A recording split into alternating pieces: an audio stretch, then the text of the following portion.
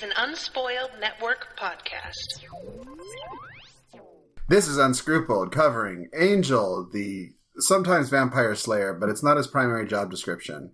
Season 2, episodes 12 and 13, Blood Money and Anniversary. In these episodes, Angel is being a dick.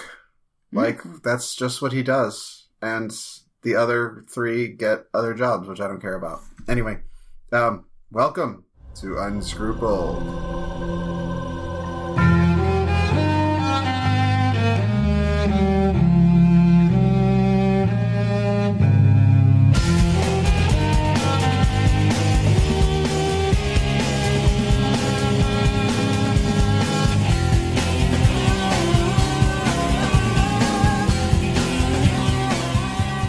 Howdy there, bitches. Hey, Money, what's up?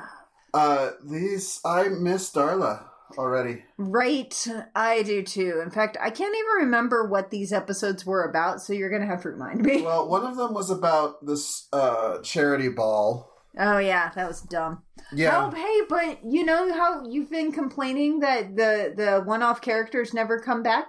Here's another one. Who? Okay, so the girl that ran the charity... She was from the Buffy episode way back with the group of teens who were all gothed out who wanted to become vampires. Oh, that's her? Yeah, that's her. Well, God. Yeah. All white people look alike. Sorry. Yeah. But yeah, she wanted to be one of the lonely ones. Now. No, there's like several of them. Really? She might have come back twice now. I think you're right. Yeah, because she might have had that stupid tattoo. Who's to say? Anyway, so, like, apparently there's only one girl in the world. But she keeps coming back, so there you have it.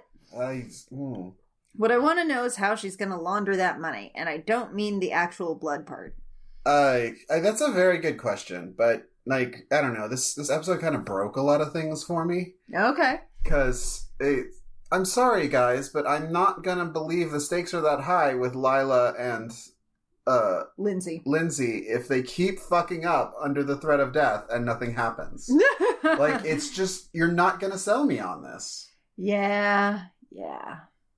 So stop doing it. Like, they do need some successes, and quite frankly, it would be nice to see them be good at something. Yeah, win once in a while, not just be constantly thwarted by Angel and his merry men. Except the merry men are bailed. I'm so into, like, what Wolfram and Hart does, but it just, like, it seems like it bends over backwards to make sure these two pseudo-protagonists aren't in any real danger. So, like, why should I care, you know? I think they're pseudo-antagonists at this point. I feel like they're a lot closer to protagonists than Angel is at this point, because I do not care about Angel. Well, they're literally trying to steal food out of the mouths of homeless children. No, they are trying to steal money from rich people who think they're giving money to... Okay, yeah, I was thinking about this, though, and once you've tapped the donation tree of rich people, you can't get them to donate to that cause again for a while. It's like in The Sims. And so it will really tap out their goodwill in the area for a long time, causing them to not have any kind of income because people are like, what do you mean? We just gave you $2 million. What'd you spend it on? Candy? I don't think The Sims is really the right reference point, considering you're currently trying to romance not one, not two, but 3 bears. Oh man, they took their bear 3 costumes actual off. Bears. They took their bear costumes off and they were fugly underneath. I wish they were bears again. So, yeah, it's... Guys, stop doing this. Boone was fun, though. Yeah, Boone was okay. I mean, although I don't know what the actual play was here, where Boone decided, like, was he actually there to hunt Angel? He was totally there to hunt Angel. It wasn't something they concocted from the beginning where Boone would go to Wolfram and Hart, which I think would have been more interesting. That's when I got into it, was like, oh, Boone and Angel have been setting these two up this entire time. Oh, no, never mind. They just, like, made a little money detour. Well, no. See, what happened was, like, okay, Boone was in it right up until, like, Lindsay told him not to run after Angel, and then he's like, man, wait, we're gonna get him later? You have no honor whatsoever. And then he probably, like, went to a bar and hung out with Angel and was like, so, how are we gonna fuck these guys? Because I don't like guys with no honor. I also don't like that he killed him, because even with the stupid I was going to kill him the whole time plot, it would be nice for Angel to have an amicable enemy out there. I didn't...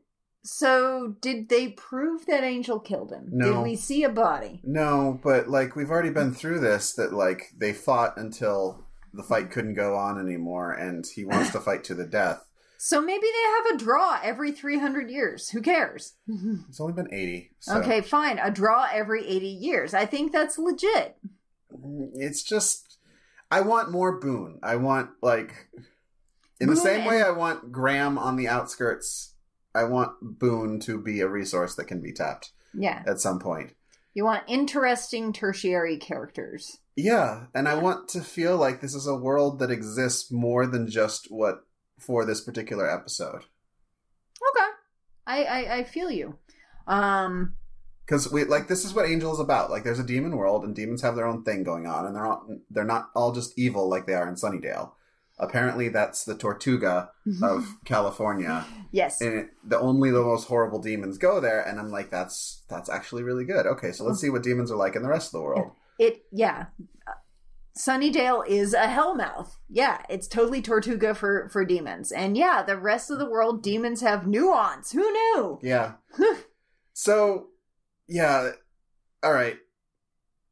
Also, like, torturing Angel, like, I get it was post 9/11, guys, but stop it. Yeah, torture's really big in these episodes, and, I mean, he didn't... Yeah. Was anyone tortured in this one? I was just like, the Green Demon, like, why is he going to want to help Angel after being tortured? After being fucking waterboarded? Oh, him, yeah. Because, I don't know. I dislike everything that goes on around that character. There's just... He's kind of the LA answer to Willie the Snitch, only... Like, he's not interesting. Not interesting, exactly. And he's just there to get the shit kicked out of him. Also, Angel, you're a private eye. You're a dick. Mm-hmm. You should know how to take pictures. Yeah, I'm pretty sure Cordy and Wesley did all of that. You think so? Yeah, he farmed that shit out, because you normally take pictures during, like, the day and shit. Yeah, well, you shouldn't have fired them, so... Well, he shouldn't have, but he did. And now he has to deal with the consequences. Now he has to beat people up. Where the fuck does this money come from? Right?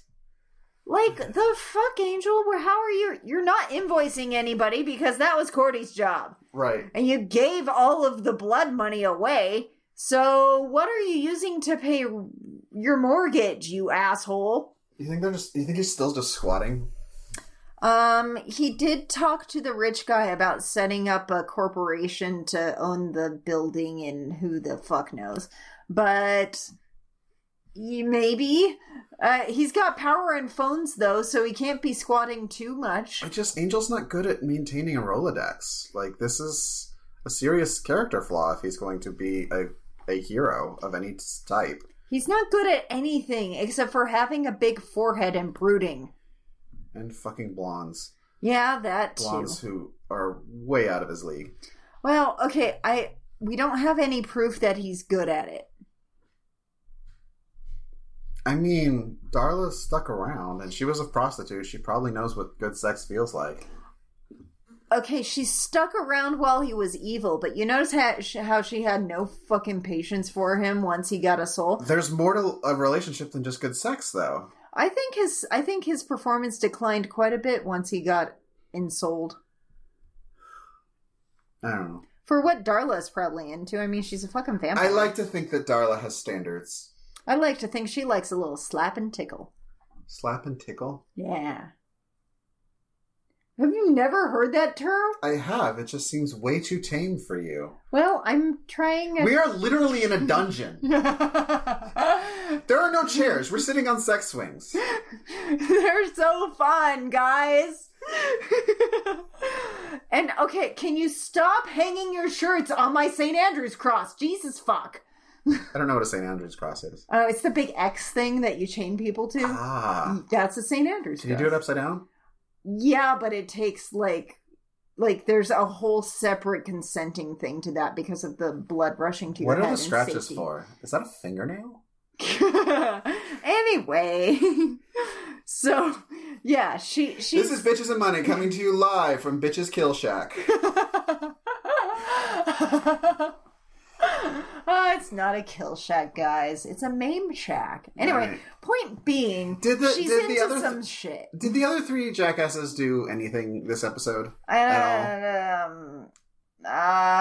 They looked for a place to run a business out of, I think. Was that this episode or Yeah, the next they one? found a place and they only have one desk, but it's not like, And no phone and eventually no power. and I don't care. Like, it's sad that I've come to not give a shit about what Cordy has going on.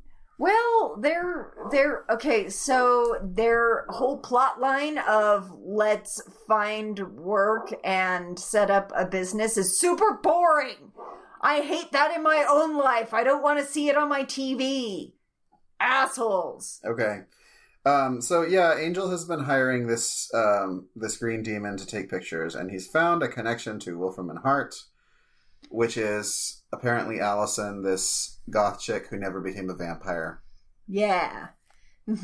I love how, like, Lindsay's trying to explain to her, it's like, so there's this other world. She's like, Lindsay, I'm not naive. I've seen some shit. I work with homeless teens, for Christ's sake. She didn't say it like that, but she should have. But yeah. So, yeah, she runs a shelter, and apparently Wolfram and Hart are planning on doing a charity fundraiser, and then they're going to skim the vast majority of the money that's made. Does it count as skimming at that point, or is it just stealing? Because skimming means, like, to take a little bit off the top, right? But they're going to take the majority and leave her to skim. We don't know how much they were planning on taking. Well, Lindsay said straight out that they were going to steal the money. Yeah, but how much? Like, guys, the tax write-off alone is worth the expenses. Yeah. So, yeah. Anyway, they're going to steal some money.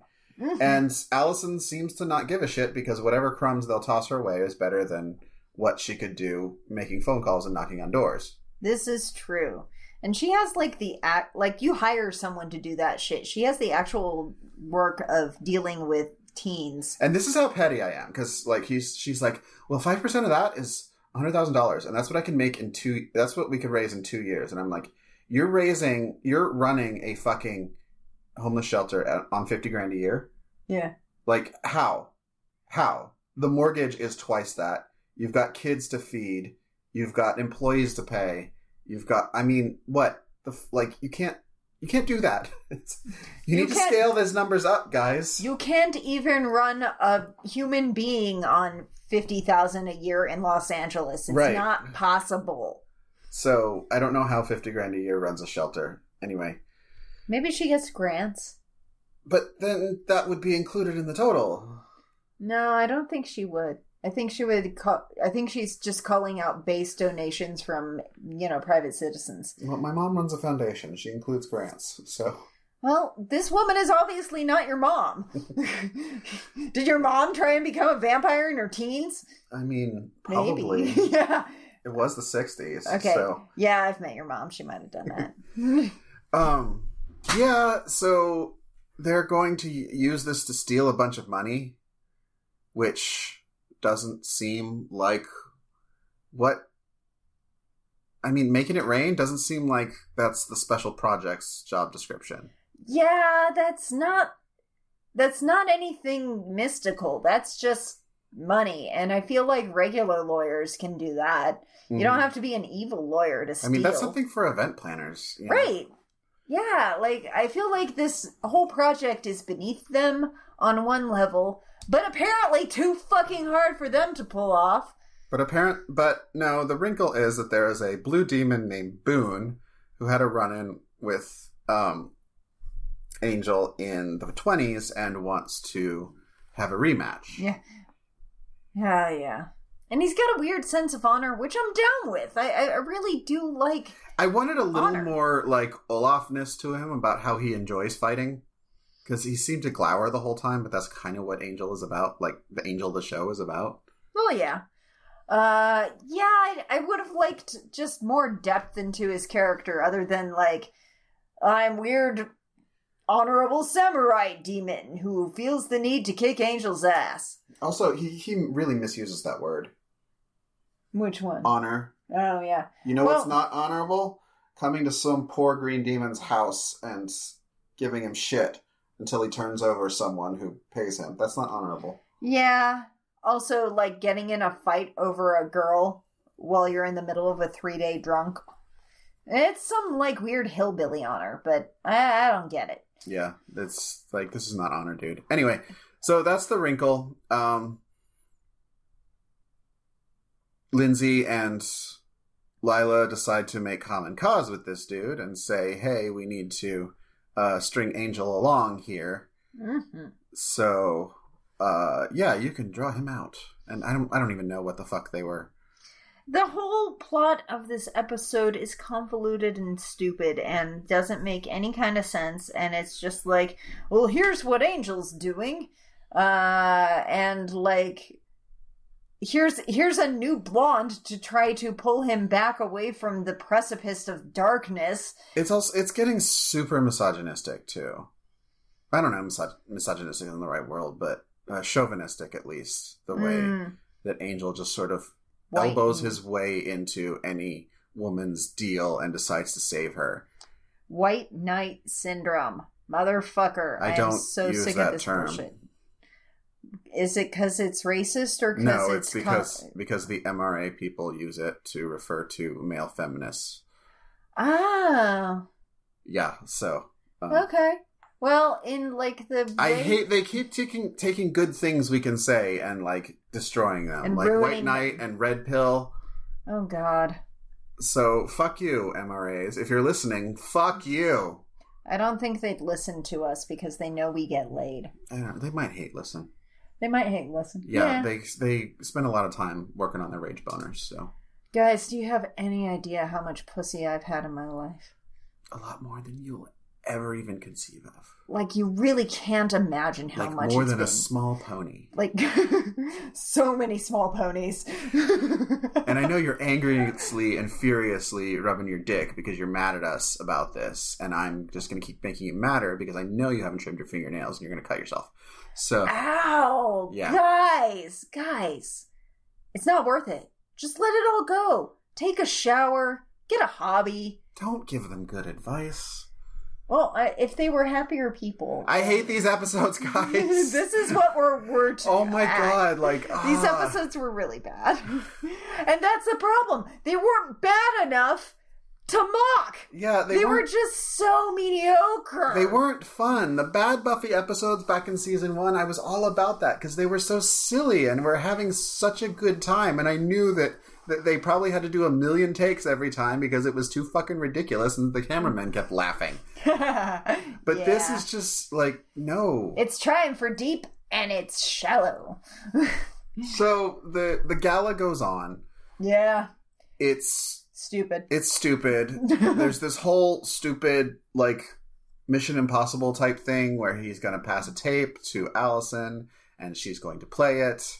And Lila and Lindsay are going to... I hate the name Lindsay. Yeah. I really love the name Lila, though. I like the name Lila. That's why I don't have any trouble remembering her. But Lindsay is just like... It's one of those, like, strangely male names that shouldn't be male, like Ashley. Yeah. And, yeah. And also Lindsey Graham, our Senator Closet Case. Oh, Oops, man. Did I say that? Out loud, too. Yeah, you totally did. Just because we sold him a rent boy last week doesn't mean that he's a closet case. All right. Anyway, so yeah, Lila and Lindsay run, I tell you, toward the woman putting a tape in a thing. Turns out it's not a tape of them talking about stealing the money, but rather an embarrassing gag reel. Also, guys, this is filmed probably in Santa Barbara, but you know that people don't do charity galas for cash and jewelry. Nope. What the fuck? Totes not a thing. Like, even if you're going to do like you're being robbed by these TV actors, It's monopoly money. They should take your wallet and take out a check you've made. You know? Uh-huh. Not fucking cash. Or you pay at the door with your real money. Yeah. With your credit card or your check or whatever, and they give you a big pile of monopoly money for you to be robbed. Yeah. It's stupid. Yeah. No one touches actual paper money in Los Angeles if they can help it. Because it's filthy. Yeah. Money is gross. Yes. I want to go take a shower now. Yeah, okay. You take the little one, I'm taking the big one because I need room to stretch out all my stuff. Oh, your small pony of vagina? My small ponies. All of them just running around the tub. Unspoiled is a listener-funded network. Support us by becoming a patron at patreon.com/unspoiled and get access to exclusive content and additional bonuses. Or you can shop on Amazon at unspoiledpodcast.com/Amazon. Moony, wormtail, padfoot, and prongs. Prongs? What has prongs? All I can think of is a lobster. That's not a good animal to turn into. And who brought us here, Jeff? The island. In this episode, an awful lot for a model airplane. What the fuck, Kate? Welcome to Unspoiled, the constant. You're the Slayer, and we're like the Slayerettes. I'm so into this outfit just because I have had enough khaki camel toe with this show for the rest of my life. When you play the Game of Thrones, you win, or you die. What do his guards do as he is murdered? A. Anything. B. Nothing. Unspoiled. Experience your favorites again for the first time. Yeah, it turns out it was all a play. It was all a joke, and they've made an embarrassment of themselves in front of their boss, who looks like a penis with glasses. Yeah, and then she goes outside and smacks him. Yeah. Like, how dare you use me to just embarrass them and steal all the money? What am I going to do now with my poor children? Except she didn't say any of that. She was just like, how dare you? And he's like, what? Yeah, and Boone shows up later, and he's got the bag of money. Yeah, he does. Because he stole it. Because he's competent, goddammit. Yeah. So, and then he decides, we're going to do the fight. You know one thing I loved about Boone? What? The fucking, metal wraps around his hands. Yeah, that was pretty tight. Cool. I feel like those would hurt, though. Yeah, that's the point. No, your hands. They would hurt your hands. Oh, yeah. Well, I mean, suffer for your art. Okay. You know what would be even better? What? It's a cloth with acetone. Like, you punch them and they get knocked out. Acetone doesn't knock you out. Ether does. Okay, ether. Just keep your hands away from your face, guys. I feel like acetone would do some serious damage. I feel like it would take the paint off your nails. It's super toxic, honey. I'm sure it is, and yet... I spent a lot of time cleaning Sharpie off with acetone, and I nearly passed out a few times, so... Wear a mask, dude. Where were you shit? Because I was a teenager and I did graffiti with a Sharpie, god damn it. Oh, yeah, naughty boy. Uh-huh. So, yeah, this episode sucked. Like, there was really... I mean, it was kind of funny at the end, but, the only bright spot here was Boone. Yeah. Yeah. So, fuck this episode. Sorry, guys, I'm not gonna... what is with the roller coaster this season? Of epic highs and then dreadful mediocrity? I would call aggressive mediocrity. I think perhaps they're trying to find their footing. Also, around this time, Joss started getting a little distracted. Oh, because of Firefly? It was beginning. Okay. The things that you do to get a show into production, that was what he was doing. Not paying a super lot of attention, and it shows in both shows. And the thing is, the hell of it is, I don't know when Joss is paying attention, when it's good or when it's bad, because stuff happens later. Okay. And you'll see. And it'll be cool. Anyway, so yeah, that was that episode. What was the next one about? The next one was about the physics guy going to end the world. Oh yeah, and that one. I liked, again, the only bright spot is the green demon. Yeah, but a different green demon. This time it's the other one, the one from the karaoke bar. Right. And yeah, he comes to Angel with yet another weird thing. I want to get the other three out of the way first, though. Okay. Because Cordelia gets a vision. And there's a two-headed dragon in the sewer. Whatevs. And they go and fight it, and apparently it farts fire. It doesn't breathe fire. Yeah. Not I'm sad for the funny, dragon. guys. 1, you didn't show us the dragon. And 2, just leave the dragon there. Yeah, this might not be her. It's okay. I know it's under a school for girls, but teenagers are the worst. So Yeah, that's true. But what if it chews through some plumbing and then some poor plumber has to go down there and she gets eaten by a dragon just trying to fix the damn toilets? plumbers don't go in the sewer. They work up topside. That is not what Mario taught me! Mario lied to you, honey. No! Plumbers go in sewers and they fight Bowser and throw turtles at stuff. That's just how it works. Don't look at me like that. How many shrooms have you had today? Not enough. We're not even recording. What are you talking about? God damn it! Why are we in a kill shack? Are these drugs? That's how bad these episodes were. We have gone fully off the rails, guys. I'm so sorry. So this physics nerd gets goes to karaoke and I forget his name. The green guy? Yeah. Lorne. Okay, so Lorne has a vision of the world ending at 10 p.m. Yep. On a Wednesday. That's the worst time to end a world. Right. So... Oh, wait. The dragon was last episode, because this episode was the Poirot. Oh, I don't give a fuck. Sorry. God, those three aren't doing much of anything, no, honestly. They're not. They're fine. They're setting up their business, and really, you couldn't make it interesting by having them set it up in an alternate dimension or some shit. Put it in Narnia, I don't care. God, I'm angry. Why am I so angry? Because you're hungry, honey. Oh. And your girlfriend's making steak, and you're going to feel better soon. I am. Thanks, guys. Oh, hey, I got a compliment on the Buffy chat today for Hangry. Hungry? Yes. I forgot we did that. I did too. Thanks, guys. Love that throwback. All right. So there's a physics nerd, and apparently UCLA has nothing but budget for their physics labs. Yeah, apparently. And this guy is a little fucked up. Just a bit. I think he's an MRA.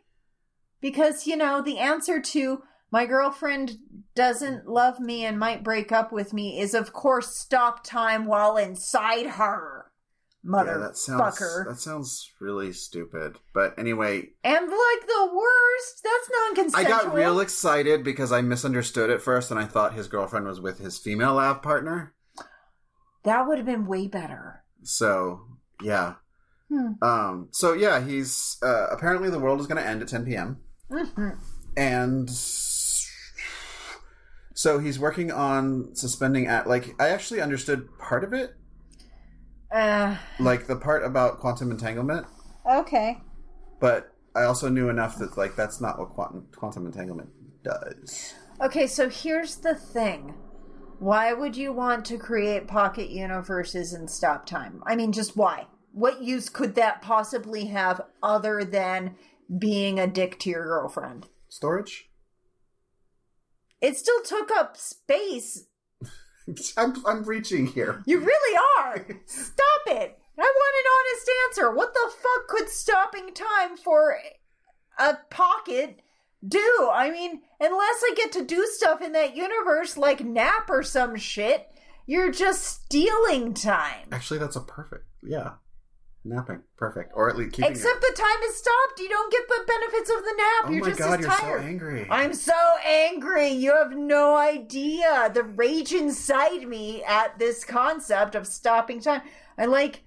What, you could put a sandwich in there and then come back later, it's still fresh? That's it. That's all I got, guys. That sounds great, actually. Yeah, but I don't want to, like, stop time for that. I'll just use a Tupperware. All right. Maybe that's what Tupperware are, guys. No. Oh my god, we've always wondered. They stop time. I'm going to put my kids in it. Guys, I've gone off the rails. I'm so sorry. You really have. Also, I'm starting to wonder why there's so much Tupperware in this kill shack. Don't look behind that armoire because you'll find one your size. I'm going to freeze you like you are. So, yeah, like, apparently she's besties with his lab partner. Whatevs. And they go out and have a conversation. He has a breakthrough because who the fuck are these sunken-eyed demons? I never got an answer for that. I don't care. Also, like, during the fight scene, one of them had long hair. Okay. And you could totally see when he gets punched, all the powder from his wig just goes... Maybe he was just a dusty demon. Maybe that's how he rolls. It's like skimping on the editing. So... Okay. Yeah. So these demons have an interest in making a pocket universe, apparently. Yeah. So they give him the formula, which he thinks he came up with on his own, which is a very white man thing to do. Yeah, I'm just gonna gloss over this thing where, like, you know, I didn't make this. Yeah. God damn it. So, yeah, these demons come out of nowhere. Like, there were some good bits with the green demon, like in the library. Oh, yeah, like Lorne. Actually, I think maybe you haven't learned his name yet, so I'm just gonna spoil you on his name. I knew his name while I was watching it. Okay, so... yeah, Lorne is fantastic, and everything he does is wonderful, and there's never a moment I don't love him. That said, everything else about this episode was bullshit. Yeah. And... yeah, so he stops time. He moves his machine, like, he uses no lab safety equipment at all. Right? Oh my god, that bothered me too. Like, he's not wearing any shaded goggles, and he's firing, what was a kilowatt laser? Yeah. Some kind of... pouring mercury through it. Right! That... oh my god! Guys. Lab safety, guys. It's important. Mercury is dangerous all on its own. You don't even have to bend space-time in order for mercury to kill you.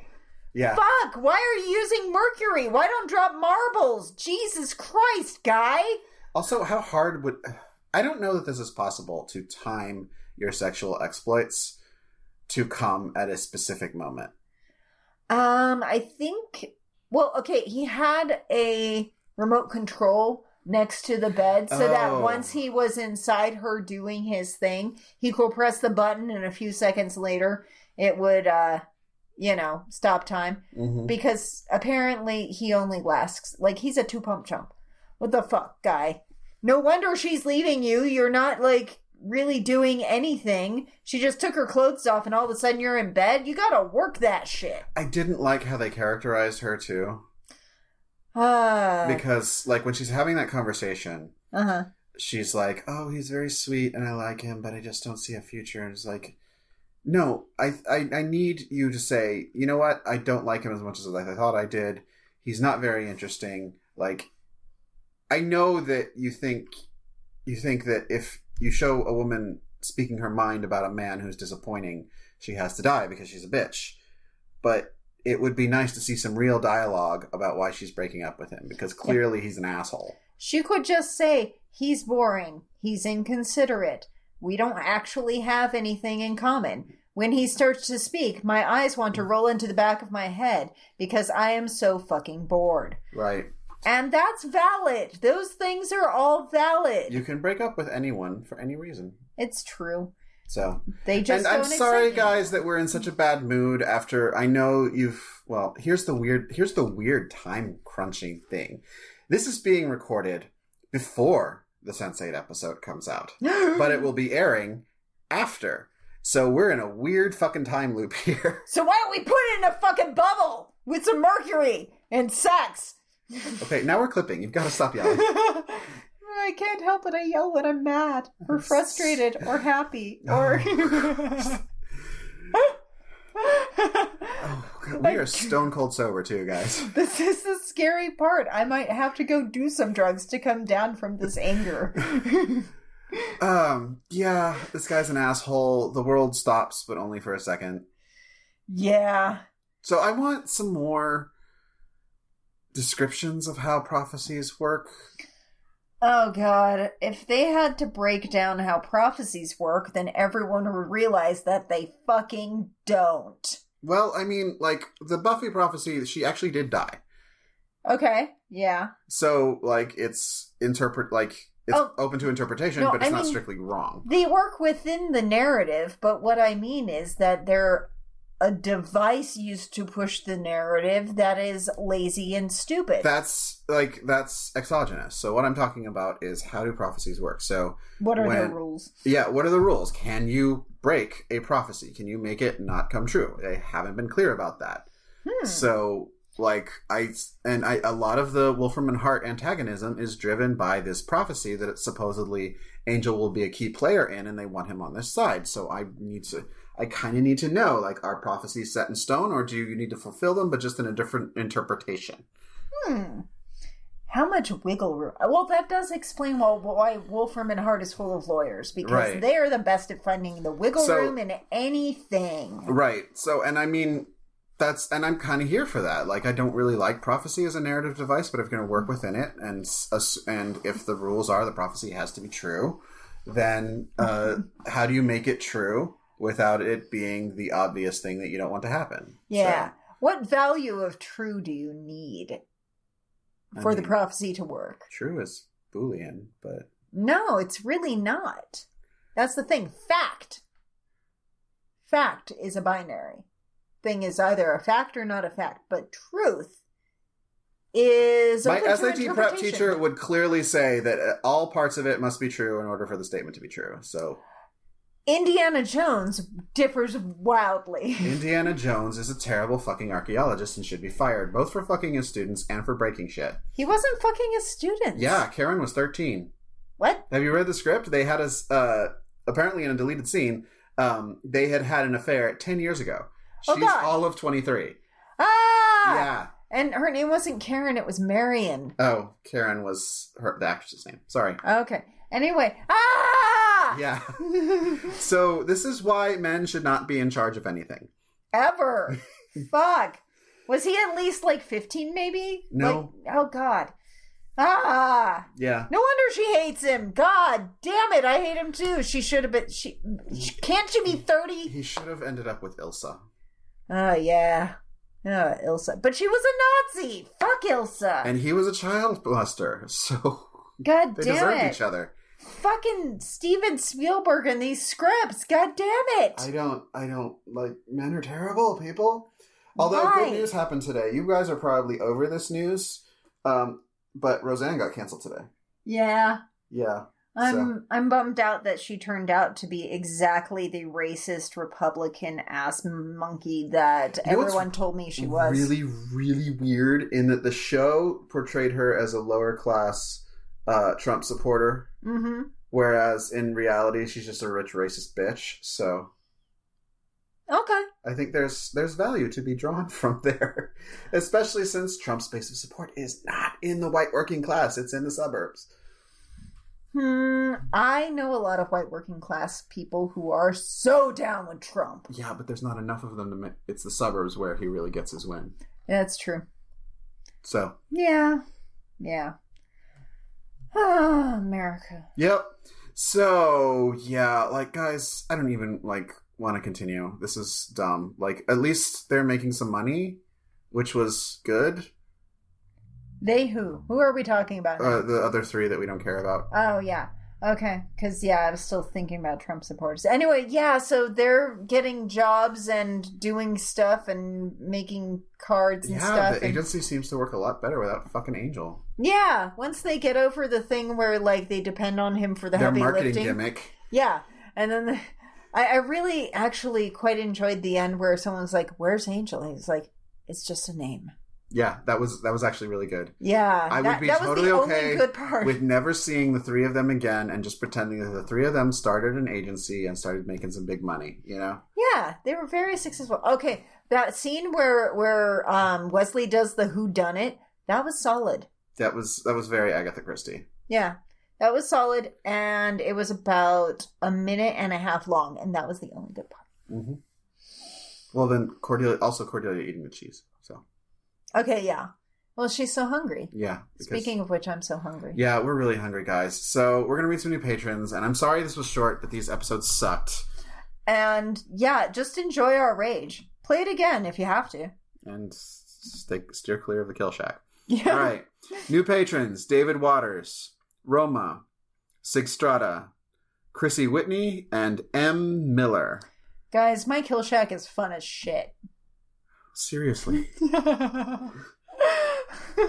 It is a good time in the kill shack. Don't listen to money. So welcome to the patrons group, guys. Make sure you get on Facebook and come hang out with us. I don't know, oh shit, it's too late, but I hope you came to the Sense8 Life Watch, which we haven't done yet because we're talking to you from the past. I'm not going to make another freezing time joke. I'm just going to let it happen. Yes. Yeah, we're back from our break, so we're going to go back to Buffy, and we love you all, and we're sorry this is a short episode, but we're just not feeling it. Yep. Peace. Bye. Bye.